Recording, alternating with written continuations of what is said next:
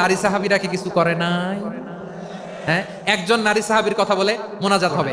রুফাইদা আল আসলামিয়া রাদিয়াল্লাহু তাআলা আনহা, ওনার বাবার নাম সাআদ আল আসলামি। বিশ্বনবী কি খেয়াল করলেন দেখেন, সাআদ ছিল মদিনার বড় ডাক্তার। এই নারী সাহাবী রুফাইদা বাবার কাছ থেকে চিকিৎসা বিদ্যা শিখেছেন। যখন শিখছে, বিশ্বনবী দেখলেন আমার তো প্রতি সপ্তাহে সপ্তাহে যুদ্ধে আহত সাহাবীদের সেবা দিবে কে? বিশ্বনবী রুফাইদাকে বললেন, রুফাইদা তুমি মসজিদে নববীর পাশে একটা মেডিকেল ক্যাম্প করো। এই যে মেডিকেলের আমার ছাত্রী বন্ধুরা, শুনে রাখো, তোমাদের আইকন হচ্ছে এই রুফাইদা আল আসলামিয়া। বিশ্বনবীর ডিরেকশন অনুযায়ী তিনি মসজিদে নববীর পাশে একটা মেডিকেল ক্যাম্প করলেন এবং আহত সাহাবাদের চিকিৎসা উনি ওনার টিম নিয়ে দিতেন। বিশ্বনবীর পরামর্শে উনি আনসারি এবং মুহাজির মহিলা সাহাবীদেরকে নিয়ে একটা স্পেশাল মেডিকেল টিম গঠন করলেন।